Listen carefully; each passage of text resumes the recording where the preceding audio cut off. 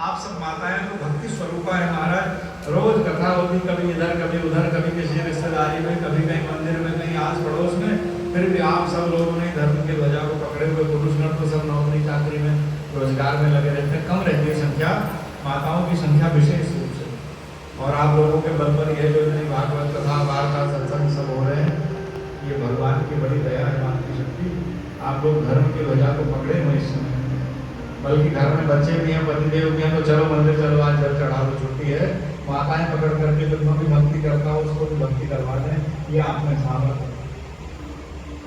तो महिमा, इसकी क्या महिमा है कि भागवत की कथा हम क्यों सुने? हमसे पूर्व में किसने सुनी? ये सप्ताह की कथा कब से होने लगी? आदि आदि का जो वर्णन है ये प्रथम दिवस बताया जाता है, जिससे कि आपको पता चले कि इस भागवत कथा सुनने के क्या लाभ हैं और किस किसने क्या क्या प्राप्त किया और क्या क्या इससे प्राप्त हो सकता है। व्याख्यान बहुत लंबी, हम संक्षेप भी करेंगे। प्रथम दिवस समय कम मिलता है, कल से 2 बजे लिखा परिचय में समय, तो हम तो 2 बजे उपस्थित हो जाएंगे।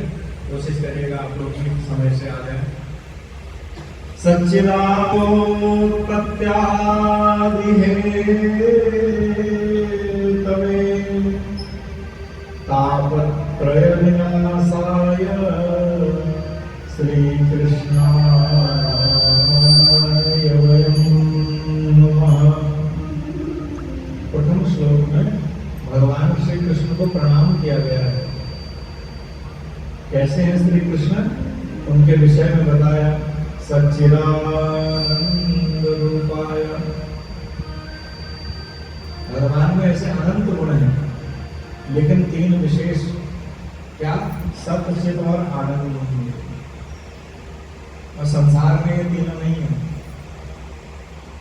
भगवान को कहते हैं सच्चिदानंद, आप सुन लो सच्चिदानंद भगवान की जय। तो सच्चिदानंद क्या है? सत्य माने सत्य, जहां सत्य है वहीं भगवान है।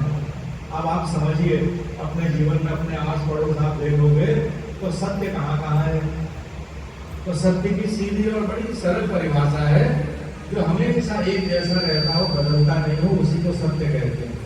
जैसे सूर्य भगवान पूर्व दिशा से उदित होते हैं, एक ये यूनिवर्सल सत्य है, वो सत्य है, बदलता नहीं। कभी सूर्य भगवान की तरफ से नहीं आएंगे, दिन के बाद रात होती है, रात के बाद दिन होता है, ये एक सत्य है जो सदा एक जैसा रहता है।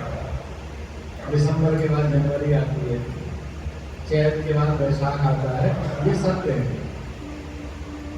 तो ऐसे आप अपने संसार में देखो, जो सदा रहने वाला हो, जो बदलने वाला नहीं हो, क्या क्या है?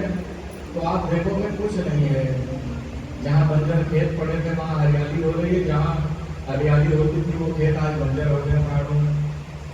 जो बढ़िया बढ़िया मकान थे वो खंडहर हो गए हैं, जहाँ खंडहर थे वहाँ फिर मकान फ्लैट और जाने क्या क्या बन गए।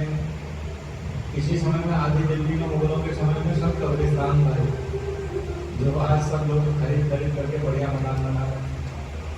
तो मैं तो वही हूँ जो छोटे से, आपको याद होगी जब आप 2, 4, 5 वर्ष के हो गए, आप कहते हो जब मैं 5 वर्ष की थी, जब मैं 10 वर्ष की थी या 10 वर्ष का था, लेकिन शरीर वही नहीं, हमारे ये बदल रहा है तब से। तो ये शरीर भी असत्य है, लेकिन मैं सत्य हूँ, क्योंकि मेरी तो मेमोरी वही है उस समय की है सारी, कि मैं तब ऐसे चलता था, ऐसे पढ़ता था, ऐसे खाता था, आज भी वही है। तो आप तो सत्य हो जो अंदर रहने वाला है, लेकिन ये बाहर का शरीर ये भी सत्य नहीं है, ये असत्य है। एक दिन नहीं था, ये शून्य था, शून्य से ही प्रकट हुआ भगवान की प्रेरणा से, माता के गर्भ में बना पिता के अंश से, और धीरे धीरे एक दिन के आँख में बिल्कुल शून्य हो जाएगा। पंच रचित यह अधम शरीर। तो सत्य तत्व जो है संसार में, इसके बीच में छिपा हुआ वो सत्य ही परमात्मा है, वही श्री कृष्ण है जो सत्य है।